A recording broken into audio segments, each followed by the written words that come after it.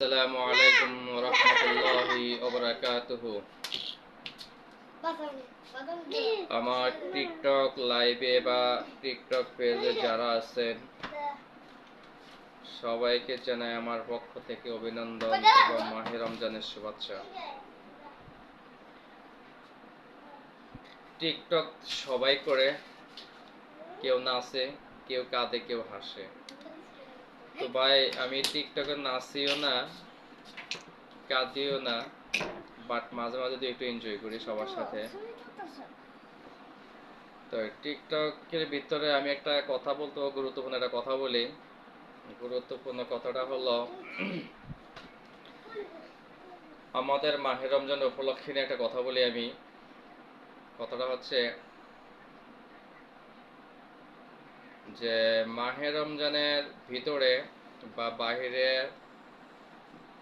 বাংলাদেশের বাহিরে মানুষ 11 মাস ব্যবসা করে 1 মাস ব্যবসা ছেড়ে দেয়, সেটা হলো রমজান মাস।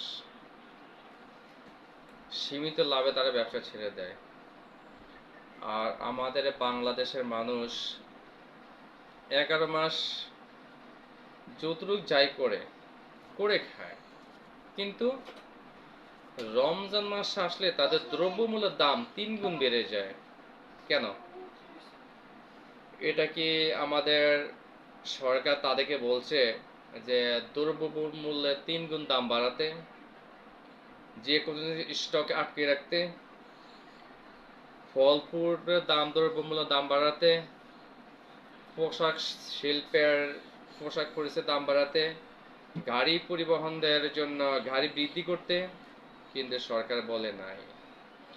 এটা আমরা সাধারণ জনগণ, চোর, বদমাশ, হারামজাদা, আমরা নিজেরাই নিকৃষ্ট।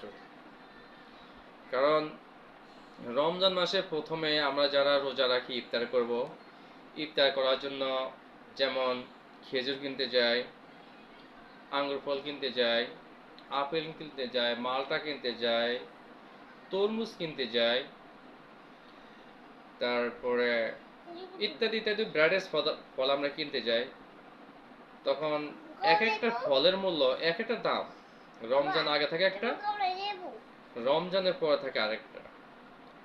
শরবতের জন্য যখন আমরা লেবু কিনতে যাই, রমজানের আগে লেবুর হালি থাকে 20 টাকা, 10 টাকা, 15 টাকা।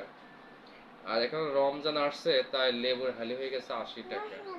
এটা হলো আমাদের বাংলাদেশ, চোরের খনি।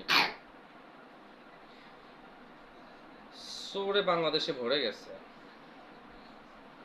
এই চোরকে কে কখনো সামাল দিতে পারবে না, আর চোরকে কখনো ভালো করতে পারবে না। তো এই জন্য বলতেছি, 10 দিন যারা ফল বিক্রেতা তারা 10 দিন করে চুরি, আমাদের কাছ থেকে 10 টাকা জিনিস 50 টাকা, 50 টাকা জিনিস 300 টাকা নিয়ে নেয়। এটা হলো মানে ফল বিক্রেতাদের জন্য বলতেছি। আর দ্বিতীয় 10 দিন বলতেছি পোশাক শিল্পদের জন্য, যারা পোশাক বিক্রি করেন, গার্মেন্টসদের বা যে কোনো ফেব্রিক্স কোয়ালিটিতে, যারা আমাদের হোক, ছেলেদের হোক, মহিলাদের হোক, যে কোনো ভ্যারাইটিস পদের পোশাক হোক না কেন, যে রমজানের 10 তারিখ থেকে 20 তারিখের ভিতরে পোশাকের 500 টাকা জিনিস 1000 টাকা তারা বিক্রি করে। তারা বলে ভাই আমাদের সীমিত লাভ। রমজান আগেও থাকে তো সীমিত লাভ, রমজানের ভিতরে সীমিত লাভ। তারা যেভাবে হোক আমাদের কাছে টাকা নেবেই, 5 টাকাটা 20 টাকা করে নেবে। তো আরেকটা বলে যে গাড়ি পরিবহন, যারা গাড়ি চালায়, তো গাড়ি পরিবহনের জন্য বলতেছি, যারা গাড়ি চালায় রমজানের 20 তারিখ থেকে শুরু করে, যখন 27শে রমজানের পর যখন ছুটি হয় বাংলাদেশের পোশাক কারখানা, অফিস আদালত, যে কোনো জায়গায় ছুটি হয়ে যায় 27 তারিখের পরে, সবাই বাড়ি যাওয়ার জন্য কি তাড়াহুড়া শুরু করে। গাড়িতে হোক, লঞ্চে হোক, রিক্সায় হোক, যে কোনো কোয়ালিটিতে হোক না কেন, তো গাড়ি ভাড়া যদি মনে করেন আমি এখান থেকে রিক্সা দিয়ে মনে করেন মার্কেট যাব, আমি এখন বর্তমান ভাড়া হলো 10 টাকা। মানে আমার বাসা থেকে মার্কেট লাগবে 20 টাকা, এখন বর্তমানে 20 টাকা। তো যখন ঈদের ছুটি আসবে তখন তারা নেবে 40 টাকা। কেন নেবে? তারা বলবে যে আপনারা চাকরি করেন, আপনাদেরকে কোম্পানি বোনাস দেয়, আমাদেরকে বোনাস দেবে কে? জাস্ট আমরা আপনাদের কাছ থেকে বোনাস নিয়ে আমাদের ফ্যামিলি চালাতে হয়। এটা হলো পরিবহন শ্রমিকদের জন্য বলতেছি। গেল ফল বিক্রেতা, পোশাক শ্রমিক এবং পরিবহন শ্রমিক। এই সাবজেক্ট শেষ। দ্বিতীয় সাবজেক্ট হলো আমরা হলাম মুসলমান, আমাদের জন্য নামাজ ফরজ, রোজা ফরজ। আমাদের উপর 5টা জিনিস ফরজ করা হয়েছে: কালিমা, নামাজ, রোজা, হজ, জাকাত। কালিমা তো আমাদের সকল ধর্মপ্রাণ মুসলমান যারা আছে সবার কালিমা পড়তে হবে। কালিমা যে পড়বে না, যার ভিতরে কালিমা মুখস্থ নেই বা কালিমা জানে না, সে কিন্তু মুসলমানের খাতার ভিতরে নাম লেখা তার নেই। যে কালিমা তুই পড়তে পারবে না, কালিমা 5 কালিমা জানবে না, সে মুসলমান না, সে মুসলমান খাতার ভিতরে নেই। যে কালিমা জানে না তাদের জন্য বলতেছি, যে কালিমা শুধু পড়তে পারে না, বলতে জানে না, শোনাতে জানে না, সে মুসলমান না। তো কালিমা, নামাজ। নামাজ হলো ইসলামের দ্বিতীয় স্তম্ভ। সকল নরনারীর উপরে নামাজ কিন্তু ফরজ। সকল নরনারীর উপরে নামাজ কিন্তু ফরজ। সবাই কিন্তু নামাজ পড়তে হবে। কালিমা, নামাজ, রোজা। রোজাও জাস্ট সকল নরনারীর উপরে কালিমা, নামাজ, রোজা, এই 3টা জিনিস অতি গুরুত্বপূর্ণ। এটা করতেই হবে আমাদের। এটা আমাদের জন্য ফরজ। এটা করতেই হবে আমাদের, পালন করতেই হবে। রোজা আমাদের রাখতে হবে, 5 ওয়াক্ত নামাজও পড়তে হবে, কালেমা তৈয়বা জানতে হবে। এই 3টা হলো আমাদের জন্য, মুসলমানদের জন্য অতি গুরুত্বপূর্ণ জিনিসটা আমরা করতেই হবে। কয়টা গেল? 3টা: কালিমা, নামাজ, রোজা, হজ। হজে আসতেছি। হজ হলো যাদের উপর হজ আল্লাহ তাআলা ফরজ করেছেন, যাদের হজ করার সামর্থ্য আছে, তারা হজ করবে। যাদের উপর হজ ফরজ করা হয়নি বা হজ করার সামর্থ্য নেই, তারা করতে পারে না। তাদের জন্য হলো শুক্রবার হলো হজের দিন। যাদের জন্য আল্লাহ তাআলা হজ করার সামর্থ্য হয়নি বা সামর্থ্য দেয়নি, তাদের জন্য প্রতি শুক্রবার পাক পবিত্র হয়ে, সুগন্ধি লাগিয়ে, আতর সেন্ট লাগিয়ে, সুন্দর করে মসজিদে 5 কাতার গিয়ে বসতে হবে। 5 কাতার গিয়ে সবার আগে যদি 5 কাতার গিয়ে যদি সে 2 রাকাত নফল নামাজ আদায় করে, যেটা বলে কাবলাল জুম্মা, তো 4 রাকাত। দাখলাল মসজিদ। দাখলাল মসজিদ মানে মসজিদে প্রবেশ করা। দাখলাল মানে প্রবেশ, মসজিদ মানে মসজিদ। দাখলাল মসজিদ, মসজিদে প্রবেশ করে যে 2 রাকাত নফল নামাজ আদায় করবে বা সুন্নত নামাজ পড়বে, সে একটি হজের সওয়াব পাবে। তো হজ যাদের জন্য ফরজ তারা হজ করতে পারবে, যাদের জন্য হজ ফরজ করা হয়নি তাদের জন্য হলো শুক্রবার হলো গরিবের হজের দিন। তারা শুক্রবার কিন্তু হজ করবে। কোথায় গিয়ে? আল্লাহর ঘরে গিয়ে। তো 4টা গেল: কালিমা, নামাজ, রোজা, হজ এবং জাকাত। হ্যাঁ, জাকাতও হুবহুব হজের মতোই। জাকাতও আল্লাহ তাআলা যাদের উপর জাকাত ফরজ করেছেন, তারাই কিন্তু জাকাত। যাদের ঘরে সোনা, রূপা, অর্থ সম্পদ, টাকা পয়সা আছে, লাখপতি, কোটিপতি, অর্থ সম্পদ আছে, জায়গা জমি আছে, ব্যাংক ব্যালেন্স আছে, কিন্তু সম্পত্তি নাই। তার ব্যাংকে অনেক টাকা আছে, বাট তার ওয়াইফের অনেক স্বর্ণ অলংকার আছে, রূপা আছে, স্বর্ণ আছে, ঘরে অ্যামাউন্ট টাকা আছে, 50,000 টাকার উপর টাকা থাকে, তাদের জন্য জাকাত ফরজ। তারা কিন্তু জাকাত দিতেই হবে। এটা তাদের জন্য ফরজ, জাকাত দেওয়াই লাগবে। আর এই জাকাত না দিলে, যে জাকাতটা আপনি দিবেন না, সেই জাকাতের টাকা আপনাকে মৃত্যুর পরে সাপ হয়ে আক্রমণ করবে, সাপ হয়ে সবল দেবে। কেন? যে জাকাতের টাকা আমার প্রাপ্য দেওয়া, কিন্তু আমি দেই নাই। এটা আমার অধিকার ছিল কিন্তু আমি দেই নাই। এটা আমি খেয়েছিলাম, ইচ্ছা করে দেইনি, রেখে দিয়েছিলাম যে এই টাকাটা খরচ করলে আমার 1 লাখ টাকাতে আমার যদি 10,000 টাকা জাকাত আসে, এই 10,000 টাকা আমার কি আমি 1 লাখ টাকা করতে পারবো না, তার জন্য আমি জাকাত আমি দেই নাই। এই জাকাতের টাকা আমাকে কি কাল কিয়ামতের মাঠে বা কবরে আমাকে সাপের মতো সবল দেবে। গেল কালিমা, নামাজ, রোজা, হজ, জাকাত। ঠিক আছে, এই সাবজেক্ট শেষ হলো। নেক্সট সাবজেক্ট আসতেছে যে আমরা যে নামাজ পড়ে আল্লাহর ঘর কেবলা দিকে ফিরিয়ে পশ্চিম কেবলা হয়ে আমরা যখন নামাজ পড়ি, আল্লাহর ঘর হলো পশ্চিম দিকে,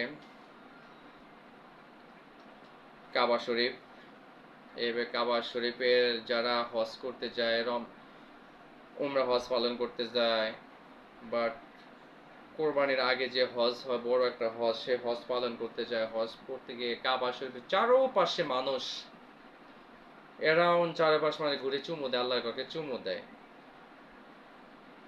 ওখানে গিয়ে মানুষ আল্লাহর ঘর চারপাশে সেজদা করে, কান্নাকাটি করে, অতীতের বর্তমান যত গুনাহ করেছে সম্পূর্ণ গুনাহ মাফ চাওয়ার জন্য, মাফ হওয়ার জন্য আল্লাহর কাছে ক্ষমা চায়, আল্লাহ অতীতে বর্তমান যত গুনাহ করেছে সম্পূর্ণ গুনাহকে আপনি মাফ করে দিন। এই গুনাহগুলো তারা আল্লাহর কাছে চায়।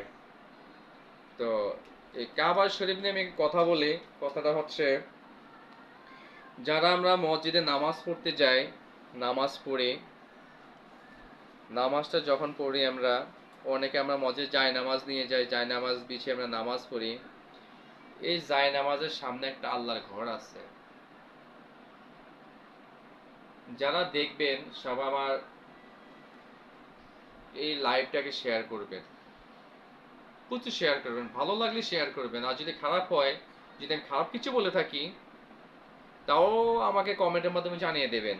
তো লাইভটা পরে বলতেছি আমি এটাতে আবার, যারা আমার মসজিদ নামাজ পড়ে যায় নামাজটা বিছিয়ে এই ঘর জায়গায় আমরা কিন্তু সেজদা দিই, ঘরটাতে আমরা সেজদা করি, এই জায়গাটা থেকে আমরা সেজদা করি। আর এই জায়গাটা কিন্তু আমাদের পায়ের পাতার নিচে থাকে এই জায়গাটা। তো এই জায়গাটা কিন্তু এখানে আমরা সেজদা দিই, সেজদা করি। যে আমি যখন সামনে কাতার বা মধ্য কাতার আমি বসি, পিছন থেকে একজন লোক আমার ঘাড় উপরে হাত দিয়ে কিংবা তো আমার মাথার উপরে হাত দিয়ে সে সামনের কাতারে যায়, সামনে কাতারে ফাঁকা পাইলে সামনে কাতারে যায়। তো সামনে কাতারে যখন সে যায় তখন আমার ওভারটেক করে আমার মাথার উপর হাত দিয়ে বা আমার গাড় উপর হাত দিয়ে আমার গাড়টা নুয়ে সে সামনে যায়, কারণ সেখানে আমার একটা জায়নামাজ বিছানো আছে, এই চিহ্নটা আমার ওখানে আছে। সে এই জায়গাটা পাও দিয়ে ওখানে সামনে অগ্রসর হয়, এই জায়গাটার ভিতরে পাও দিয়ে সে সামনের দিকে যায়। তো এটা হলো আল্লাহ ঘর, এখানে আমরা সেজদা করি, এটা জায়গাটা আমরা সেজদা করি। তো এই জায়গাটা কত যে মূল্যবান জিনিস, মূল্যবান সম্পদ, এটার জন্য মানুষ লক্ষ লক্ষ টাকা খরচ করে ওখানে যায়, এই জিনিসটা তওয়াফ করার জন্য, জিয়ারত করার জন্য, চারপাশে চুমুল খাওয়ার জন্য। কিন্তু এটাকে আমরা মোটেই মূল্যায়ন আমরা করি না। এটার মূল্যায়ন করতে আমরা শিখিনি। শিখবো কিভাবে? আমাদের সেই জ্ঞান নেই শেখার মতো আমাদের। সেই জ্ঞানটুকু আল্লাহ আমাদেরকে দিয়েছে কিন্তু আমরা সেই জ্ঞান আমরা ব্যবহার করি না। তো তো যখন আমি জায়নামাজটা বিছাতে যাই, বিছানোর সময় এই জায়নামাজটা এবার একটা ভাঁজ পড়ে বা বাতাস, ফ্যানে বাতাসে পড়ুক বা বিছানোর সময় পড়ুক, আমরা এই জিনিসটাকে হাত দিয়ে এভাবে না সরিয়ে আমরা জিনিসটাকে পাও দিয়ে সরিয়ে নিই। তার মানে কি, আমরা এটাকে মূল্যায়ন করি না, আমরা পা দিয়ে চটিটাকে আমরা পা দিয়ে চড়ি, তার মানে কি এটাকে আমরা মূল্যায়ন করি না, এটা কোনো আমরা কদর করি না। তাহলে এই জিনিসটা যখন মানুষ বানায় আল্লাহর ঘর এখানে সেজদা করার জন্য, এখানে আমরা রুকু করি, রুকু থেকে আমরা সেজদাতে যাই, সেজদাতে আমরা এখানে আল্লাহ তাআলাকে সেজদা করি। তো তখন আমরা এটা যখন সেজদা করতে পারি, আল্লাহকে যখন সেজদা করতে পারি, তখন আমরা এটাকে আমরা সেজদা করি। তো সেজদা যখন করি তখন আমরা কেন এই জিনিসটাকে পাও দিয়ে আমরা পাও দিয়ে এবার এটাকে এই ভাঁজটা কেন আমরা পাও দিয়ে সরাবো, এই ভাঁজটা কেন আমরা পাও দিয়ে সরাতে যাব, এই ভাঁজটাকে আমরা হাত দিয়ে সরাতে পারি না? অবশ্যই আমরা হাত দিয়ে সরাতে পারি, কিন্তু এটা হলো আমাদের অবহেলা। এটা আমরা দাঁড় থেকে কেন আমরা মাথা নত করতে যাব, কেন হাত দিয়ে সরাতে, পাও আছে পাও দিয়ে সরিয়ে নিলাম, তার মানে কি এটাকে আমরা মূল্যায়ন করলাম না, কদর করলাম না। তো সবাইকে বলতেছি, যদি আমার এই ভিডিওটা সবার ভালো লাগে, সবার দিকে যদি ভালো লাগে, কমেন্টে যদি ভালো লাগে, সবার যদি ভালো মনে করেন, তাহলে আমার এই ভিডিওটাকে সবাই বেশি বেশি শেয়ার করবেন। কারণ এই শেয়ারের উচিলায় অনেক মানুষ সচেতন হয়ে যাবে। আমার মাধ্যমে হোক, আপনার মাধ্যমে হোক, যার মাধ্যমে হোক, যারা এই জিনিসটা দেখবে তারা জিনিসটা সচেতন হবে। সবাইকে অসংখ্য অসংখ্য ধন্যবাদ, অনেক অনেক ধন্যবাদ।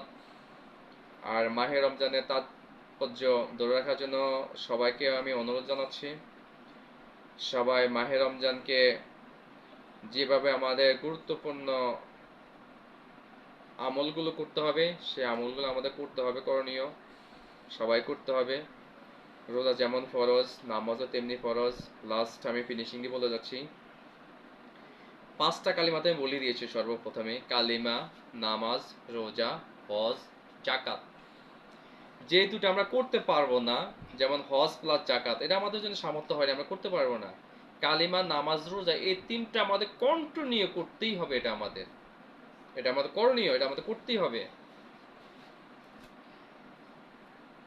কালিমা, নামাজ, রোজা, এই 3টা জিনিস আমাদের করণীয় করতেই হবে। কারণ এটা ছাড়া আমাদের কোনো পথ নেই। আমরা মুসলমান, এটা আমাদের করতেই হবে, না করলে কোনো কিছু হয় না, আমাদের করতে হবে। তো এখান থেকে আমি আজকের জন্য, আজকে 9-এর তারাবি হবে, তো আমি কিন্তু এখনো তারাবি নামাজ পড়ি নাই, কিছুক্ষণ পরে তারাবি নামাজ পড়বো। তো আজকের জন্য আমি এখানে সমাপ্ত ঘোষণা করছি, বিদায় নিচ্ছি। আমার লাইভটাকে সবাই শেয়ার করবেন। গুড নাইট, আল্লাহ হাফেজ, আসসালামু আলাইকুম ওয়া রাহমাতুল্লাহি ওয়া বারাকাতুহু।